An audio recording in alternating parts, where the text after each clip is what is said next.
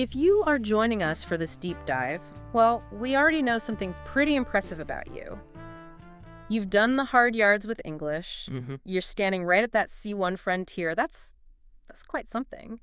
You've tackled the tricky bits of grammar, you've built up this amazing vocabulary, and crucially, you can pull information out of texts really efficiently. Yeah, things like dense reports, complex instructions. Exactly, or even just following the plot, the twists and turns of a complex novel. You can do that. And that truly is a staggering achievement. We should probably just pause for a second and acknowledge that.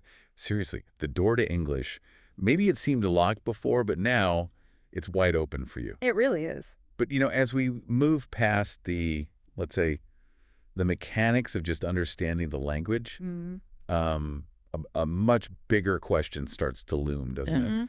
And that's really what we want to dig into today. Right. The big question is this. Now that you can understand pretty much anything written in English, the language barriers are mostly down what's actually worth understanding. Where should you point all that skill you've worked so hard to build? And that's where our source materials suggests this kind of invitation.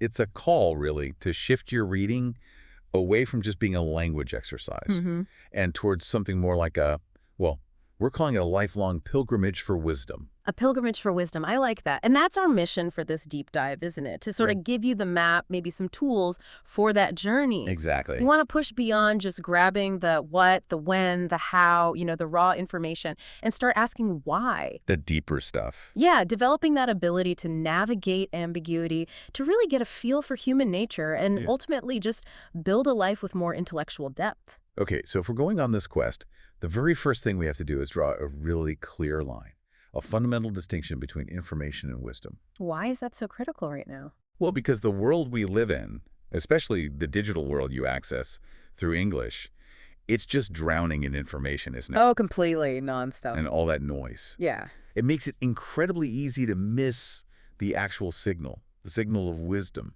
So we need to define our terms. Okay, so let's start with the first big contrast. It's about how we take knowledge in and kind of where it lives. Internalization, right? Exactly. Internalization. Information is, it's external. It lives outside you. Think of a list or a fact in a textbook. The classic example is, the self-help section. You pick up a book, it lists 10 habits of highly successful people. Right. Habit 1, wake up at 5 a.m. Habit 2, meditate. Habit 3. Precisely. That list. That's pure information. You can memorize it, you can repeat it back. Yeah. But has it changed you? Not yet. Okay, so that's information, external. How does wisdom differ then? Wisdom is profoundly internalized. It's personal. It's what happens when you actually try to implement habit number 3, let's say, and you just fail miserably. Right. You struggle, you miss a few days, you feel guilty, maybe you reread that chapter, and then, crucially, you start to adapt that habit. You tweak it so it fits your personality, your life circumstances. So it's not just knowing the habit, it's understanding why it works or doesn't work for me? Yes. It's that deep personal grasp of the why. Understanding the cost of doing it, how it actually meshes with the messy reality of your own life, the struggle, the failure, the rethinking.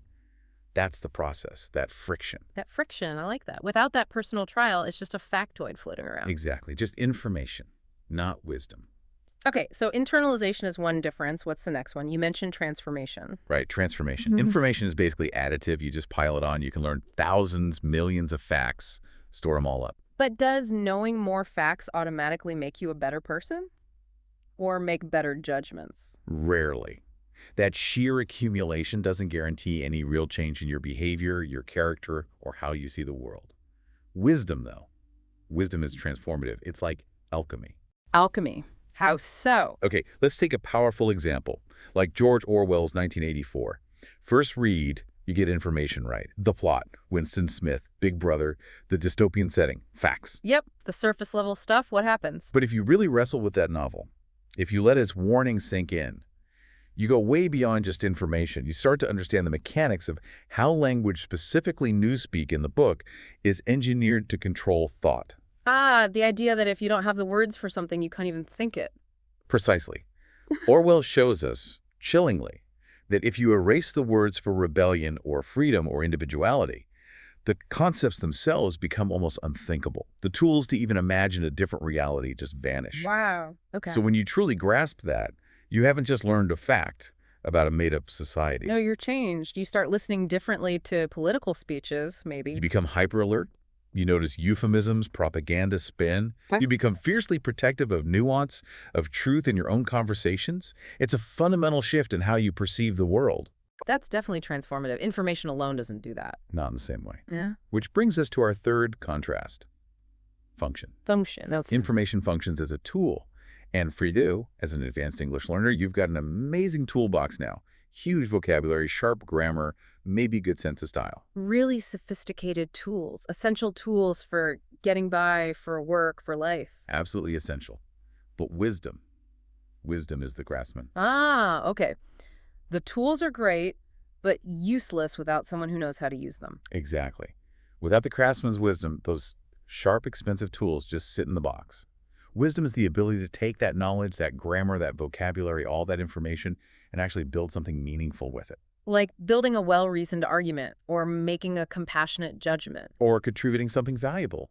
Finding solutions, navigating complex situations. It's about applying the tools effectively and ethically. So we've got the tools, we've established that. But how do we make that leap from just having the tools to becoming their wise craftsman? Why literature specifically? Why is that the best workshop? Because literature provides the blueprints. Mhm. And more than blueprints, it provides the simulations. Simulation. Think about it.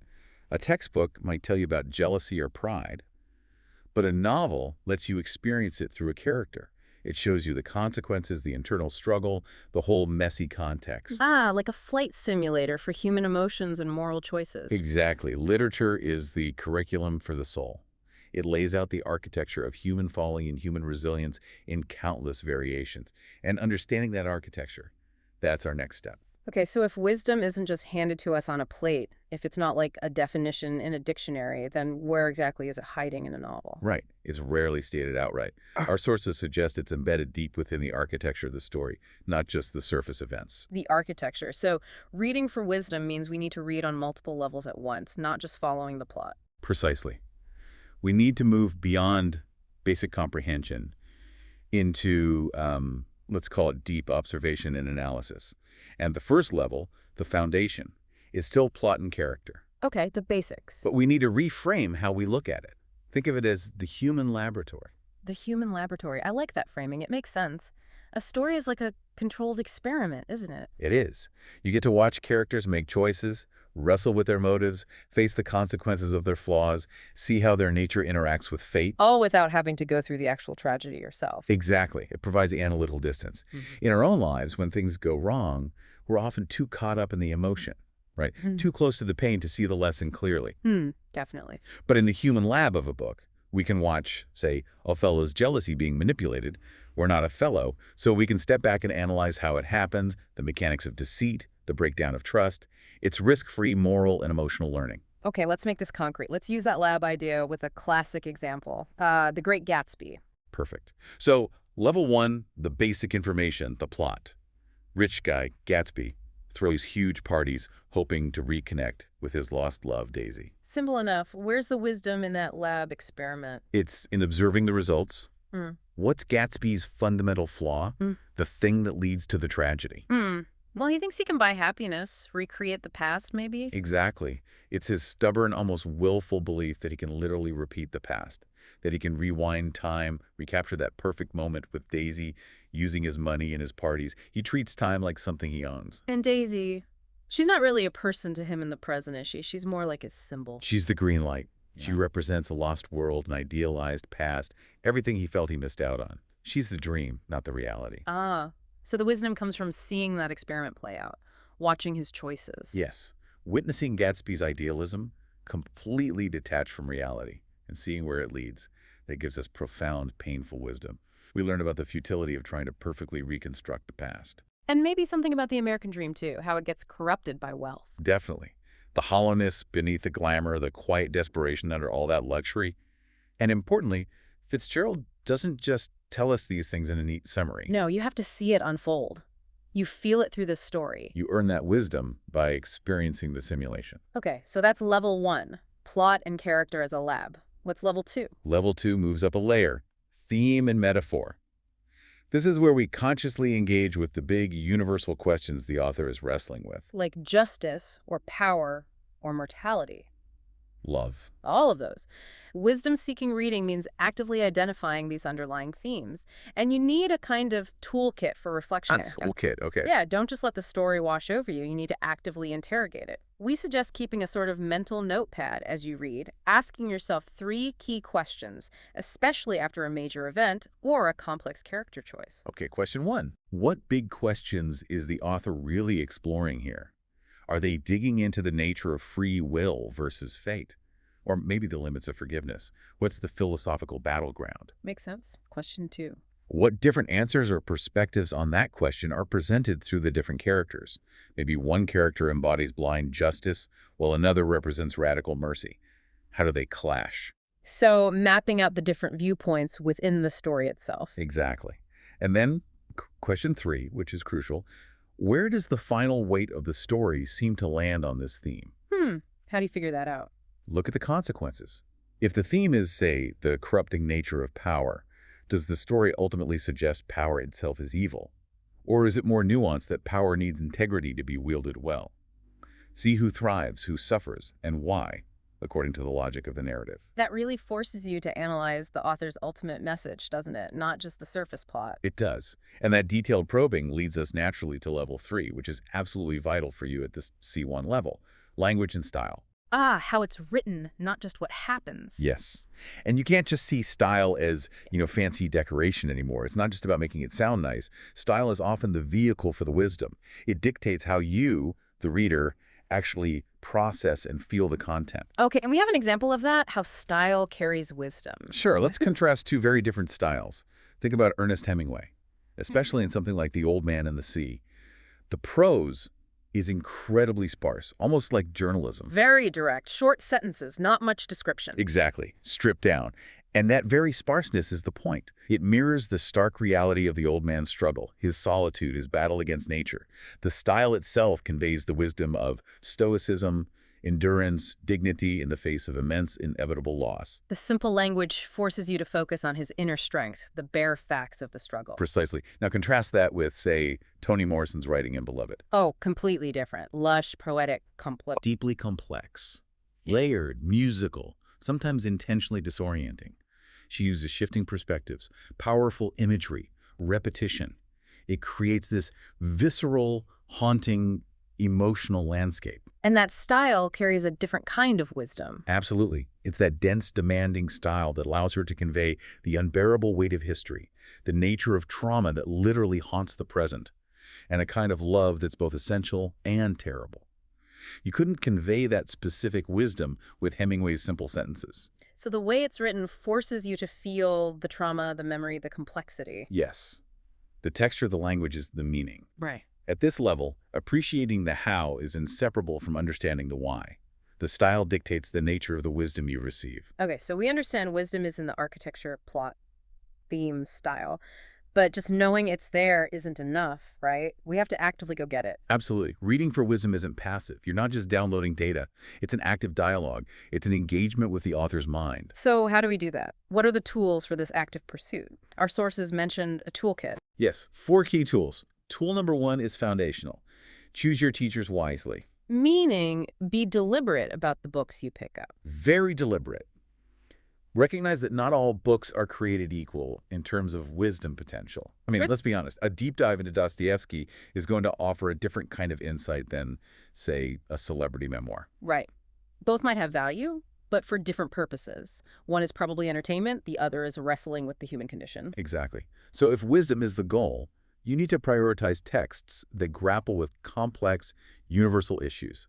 And often, that means looking towards the classics. Why the classics specifically? They've stood the test of time for a reason. They speak to fundamental human concerns.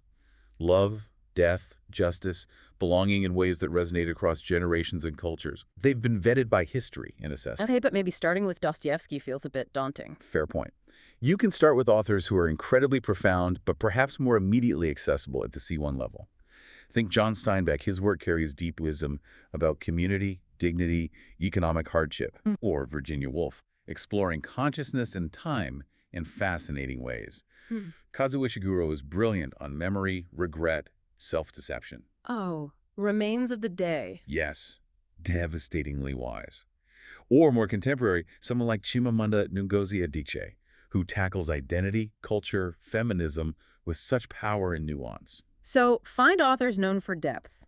But there's another layer too, isn't there? Connecting it to your own life. Crucially important, let your current life questions guide your reading list.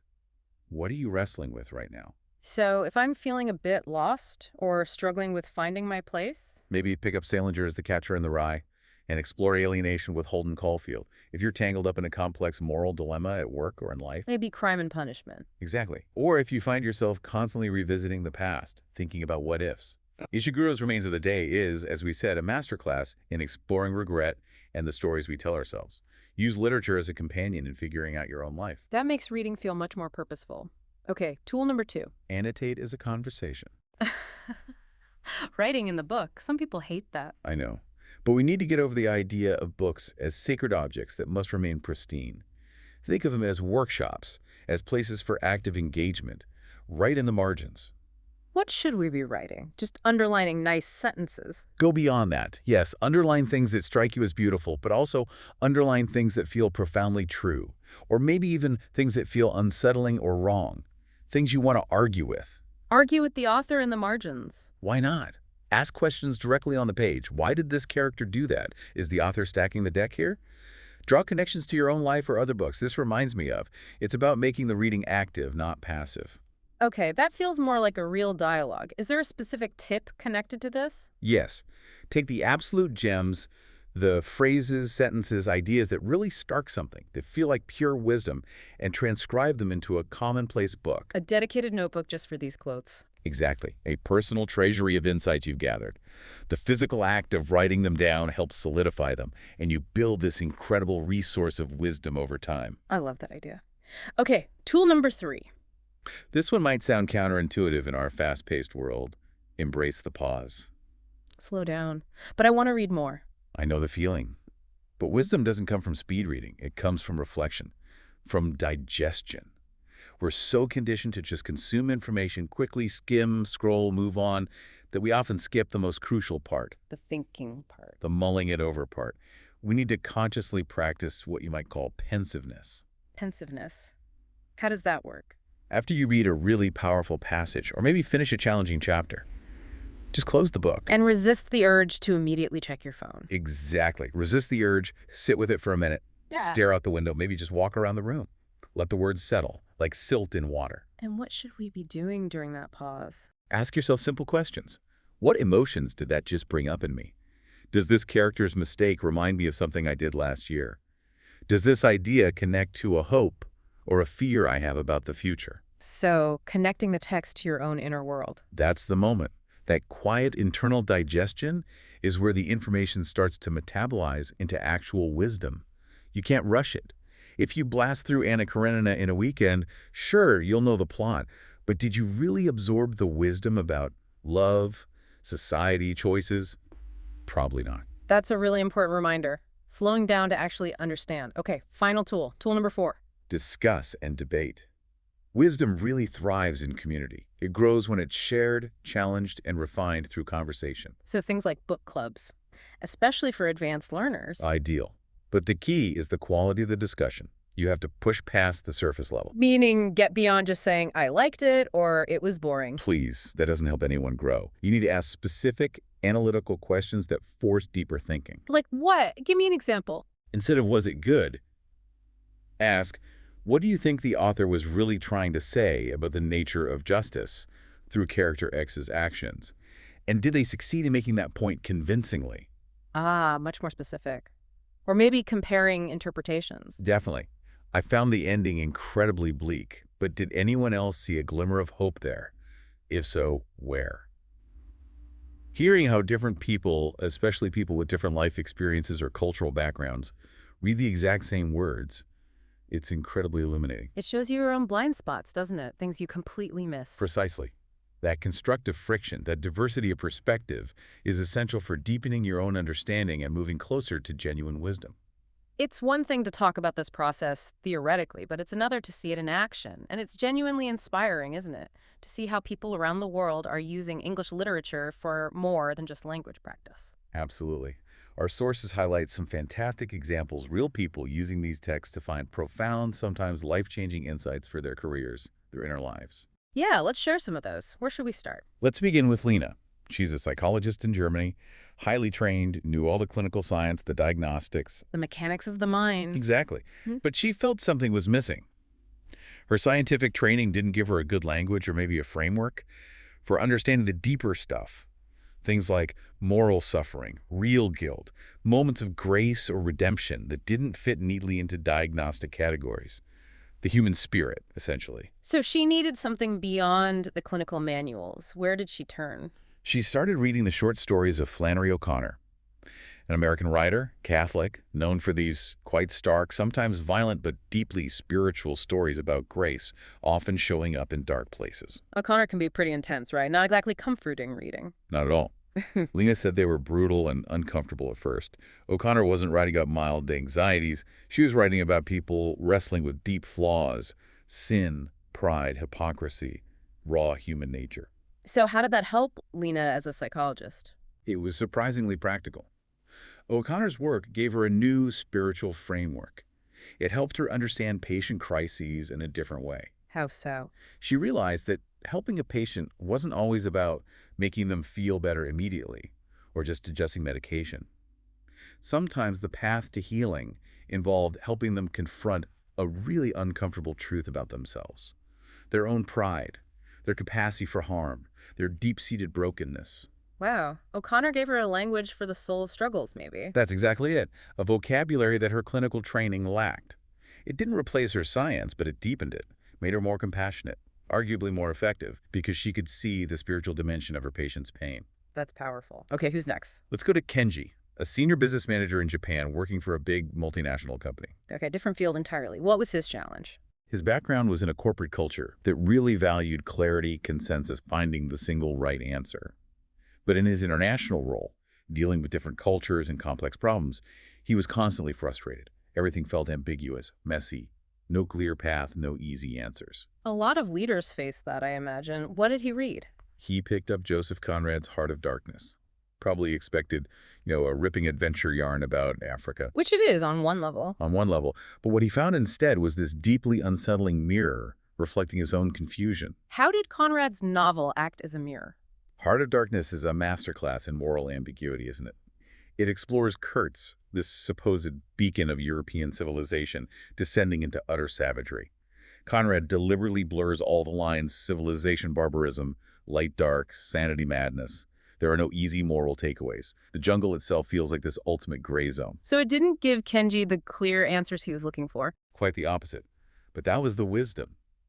The novel helped him realize that the most significant challenges, the ones that really test your character and leadership, often exist precisely in those murky gray areas where there is no single right answer.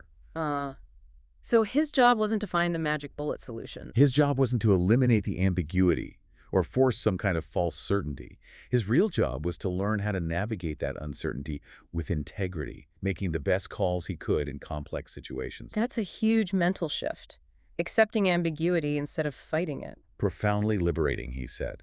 It changed how he approached his leadership role entirely. Incredible. Okay, third case? Chloe, a retired teacher from France. She'd had a long, fulfilling career, but retirement hit her hard. She felt a bit lost, a loss of purpose. That can be common. Yes, and she was also plagued by this sense of personal failure. She kept comparing her own seemingly ordinary life to the grand, dramatic lives of the literary heroes she used to teach, the tragedies, the epic romances. Her life felt insufficient. Ouch. That sounds painful. What literature helped her? She started reading Anne Tyler, an American novelist who writes these wonderfully empathetic novels about very ordinary, often quite awkward, flawed families and individuals. Think of The Accidental Tourist, for example. Tyler's characters aren't grand heroes, are they? They're just people, often making a bit of a mess of things. Exactly. They're quiet, they stumble, they have messy relationships, they make mistakes. But Tyler portrays them with such warmth and dignity. And that resonated with Chloe. It was transformative. Before, Chloe mainly admired the epic figures. Tyler showed her the beauty, the resilience, the quiet dignity, and the deep love present in the everyday struggles of ordinary people just trying their best. So the wisdom was about recognizing the value in imperfection. Precisely. She realized that imperfection isn't failure, it's just a texture of a real, valuable human life. Tyler's characters gave her permission, in a way, to stop judging her own life against some impossible, heroic standard. To be kinder to herself. Yes, deep self-acceptance, realizing that a meaningful life doesn't have to be extraordinary or dramatic. That's profound wisdom. It really is. Okay, one more. Carlos, an engineer from Brazil, very logical guy, saw the world in terms of systems, inputs, outputs, data. Very pragmatic. The engineering mindset. Totally. He was concerned about the climate crisis, but he approached it like an engineering problem: metrics, resource management, efficiency. His worldview was quite compartmentalized. Humans over here, nature over there, intellect separate from emotion. Okay, I can picture him. What book challenged that view? He read Richard Powers' The Overstory, which is this huge, ambitious novel that weaves human stories together with the lives of trees. It's epic in scale. That book really makes you think differently about time, doesn't it? Tree time versus human time. It completely shifts your perspective. For Carlos, it wasn't just more information about environmental problems. Powers' writing is so evocative, it was a visceral, almost emotional experience for him. How so? What broke through the engineering mindset? Powers made him feel the interconnectedness. The novel explores the idea of trees communicating, the wood wide web, the ancient life of the forest. It shattered Carlos's view of nature as just a collection of resources to be managed or exploited. So he started to see himself as part of the system, not separate from it. Exactly. The wisdom he gained was this profound sense of radical interconnectedness. He realized on a gut level that he wasn't separate from the living world he was designing systems for. He was part of it. And did that change anything for him practically? Absolutely. It fundamentally shifted his professional ethics, how he thought about sustainability in his engineering work, and his personal choices too. It moved from an abstract problem to a deeply felt responsibility. Wow. 4 very different people, 4 very different books, 4 paths to wisdom. And it just proves, doesn't it? English literature isn't just an academic exercise or language practice. It's this incredible global resource for gaining psychological, moral, spiritual, even ecological wisdom. And it's available to you right now. Okay, so we've seen how powerful this can be. We've explored the architecture, we've got the toolkit, we've seen the examples, but there's one final, maybe the most crucial step: application. Putting it off the page. Exactly. How do we make sure this hard-won wisdom, this fragile new insight, actually makes the leap? How does it cross the gap from the book into our actual daily lives and actions? This is where the rubber meets the road, isn't it? Yeah. It requires a few final, very proactive steps. Think of them as tests. Test 1, we call it the so what. A so what test. Okay, sounds blunt. It needs to be. Right after you finish reading something powerful, a passage, a chapter, maybe the whole book, and you feel that little jolt, that sense of, that's true. You have to stop and do what? You have to articulate the change. Ask yourself, point blank, so what? How does this specific insight about pride or forgiveness or self-deception, whatever it is, how does it actually change my perspective? And critically, how will it influence what I do tomorrow or even later today? Can we make that super practical? Give me an example. Okay. Let's say you just read something that really exposed the destructive nature of unchecked ambition, and you felt that truth hit home. The so what isn't just feeling bad about it. Right. The so what might be deciding, okay, tomorrow in that meeting where I usually dominate the conversation to make sure my idea wins, I'm going to consciously hold back. I'm going to listen more, maybe even support someone else's point. Or maybe the opposite. If the wisdom was about needing courage, the so what is deciding to speak up when you usually stay silent. Precisely. Or maybe it's deciding to finally make that apology you've been avoiding because your pride got in the way.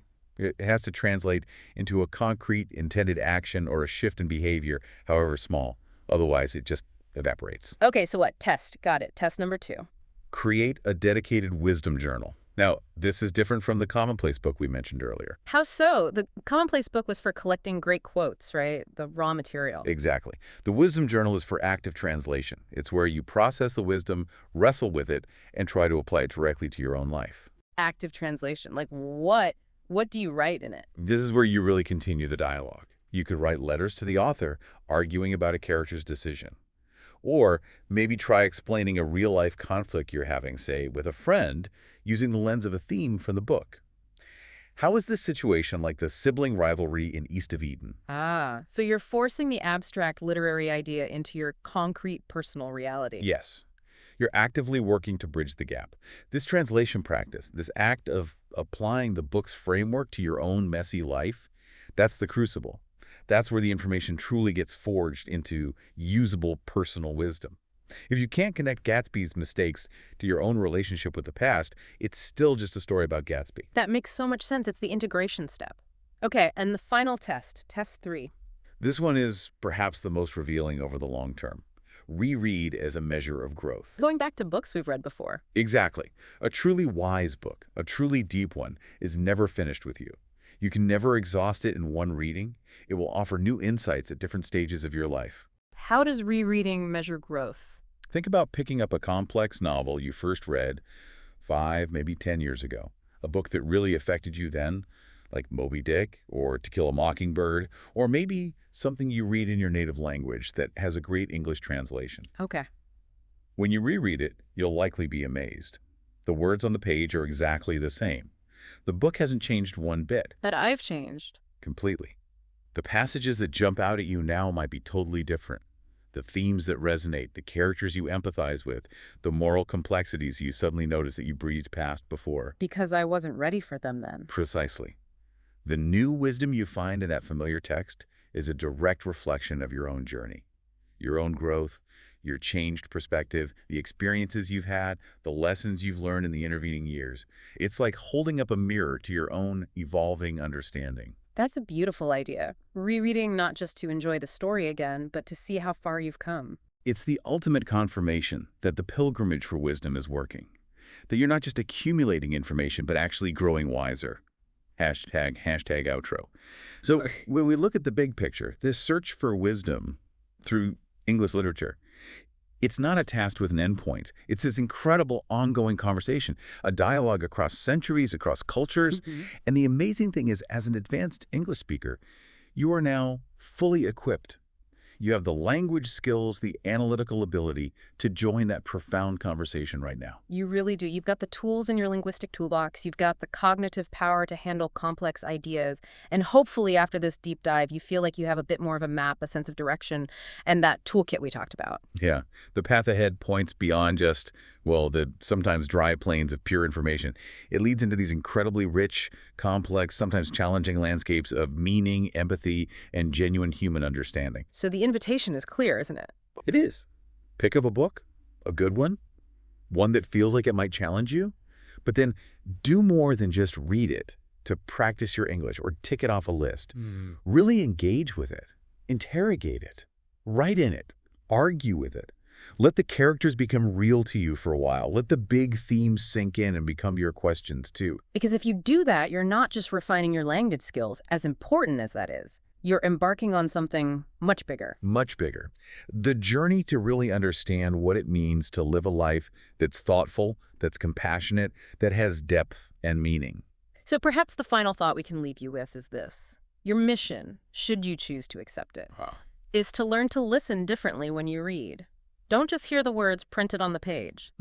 Try to hear the silence between the words. Try to sense the difficult unspoken meaning that pulses beneath the surface of the text. Because that resonance, that unspoken truth, felt between the lines, that's often where the deepest wisdom truly resides.